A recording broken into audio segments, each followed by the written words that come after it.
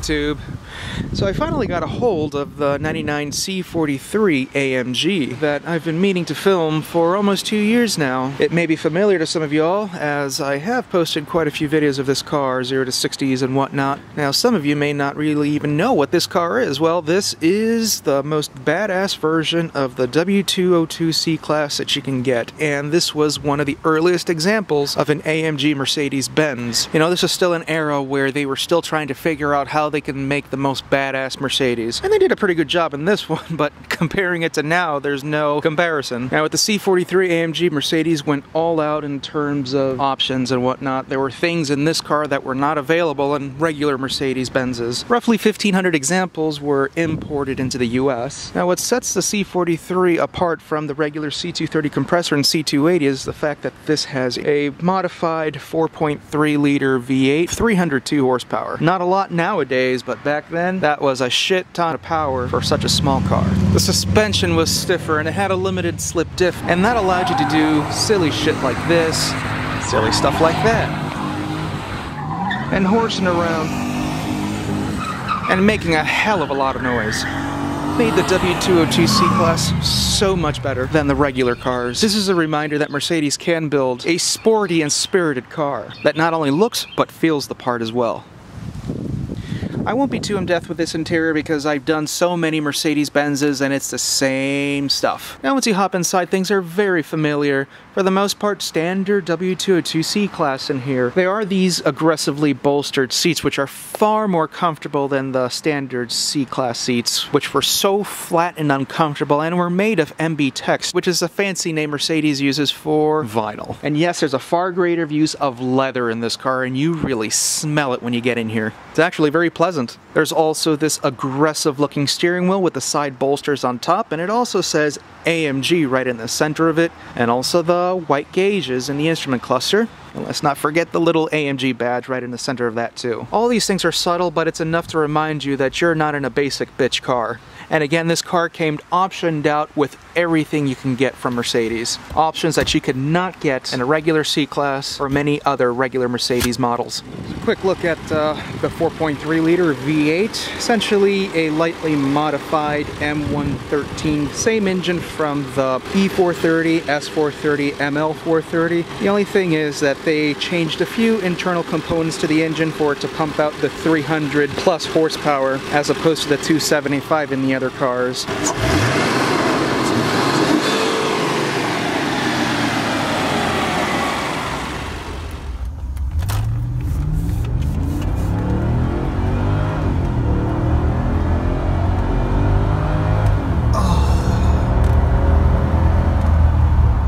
And that's what's fun about this car.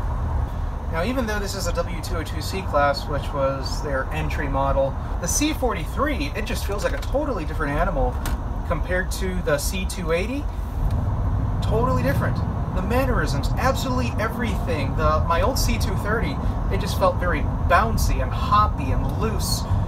I mean, it didn't even feel like it was tuned towards comfort. It just felt like an economy car. A very well put together economy car. But when you drive this, it just feels so planted and weighted down.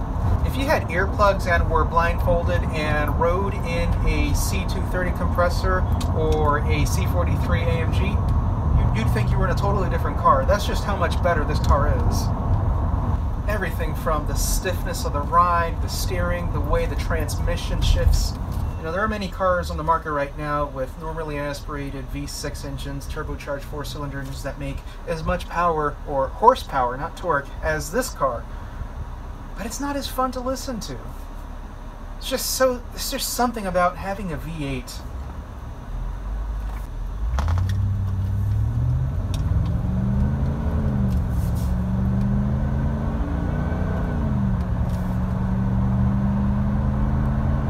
This is just half throttle.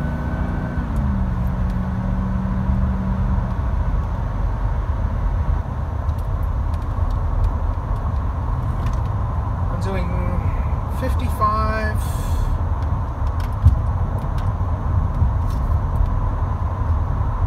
about to hit 60 miles an hour. This would have been impossible to do in my old C230 compressor.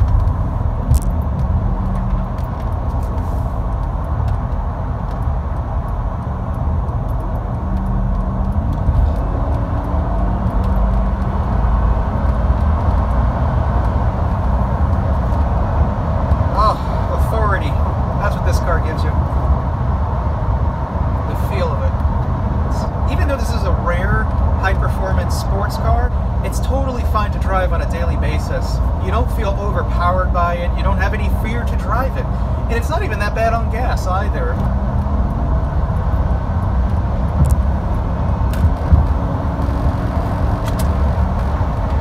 100 miles an hour. I'm not even downshifting, just riding 5th gear. And this car passes everybody with ease, thanks to the low end torque it's got.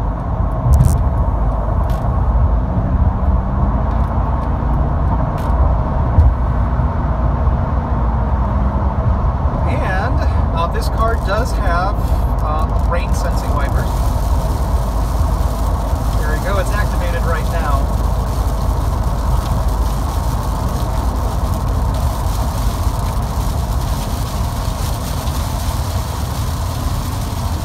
This is high. It does struggle a little bit more than the traditional 2 wiper setup, but there's just something so cool about having a single wiper sweeping away.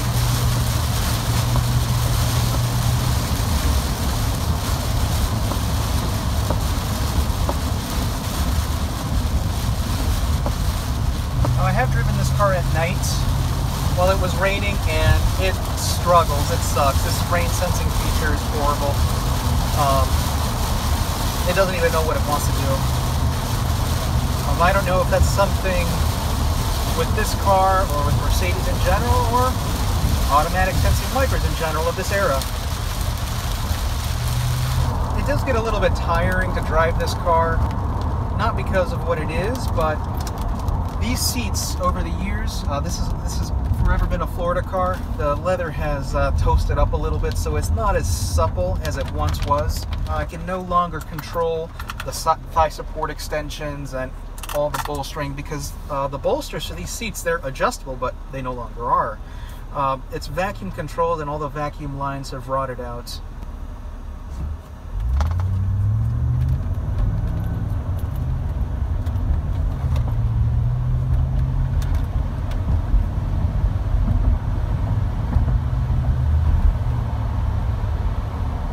One of the good things about the C43, of all the high-performance saloons of this era, this was probably the most reliable. More reliable than the BMW M3, and especially the Audi S4. This car is no more unreliable than a regular C280 or C230 compressor. If anything, it's more reliable than the compressor, because you don't have a supercharger to worry about. You know, it's got a conventional V8 engine, conventional transmission that's used in everything else that they offered those days. You know, there are many common parts, either with the C-Class or with other models that Mercedes offered. So repairing them, it's not rocket science. And when it comes to doing routine maintenance, it's not any more difficult. These are fairly solid cars. If you ever see one of these in good shape, and I doubt you ever will because this is a very rare car, don't hesitate to buy it. You'll be buying a future collectible. Right now, they're not worth a whole lot, but they're on their way up. And there's something special about this car, knowing that you're driving one of only a few hundred. In '99, there were only about 500-ish examples of these made. And in total, just shy of 1,500 over a 3-year production run. You will not see a C43 AMG on a daily, weekly, or monthly basis. I've only seen 2 in person. This one, and about 7 months ago, in front of a dealership. That's it. There's something cool about that. I borrowed this car from my folks for a few days, so I figured, why not? Let me just make a video of it while I had it. This is a super rare and cool car, so I figured while at it, let me just share it with you all, because this is a rare opportunity for me. I rarely drive this thing. So anyways, guys, thanks for watching, and hope you all enjoyed this video.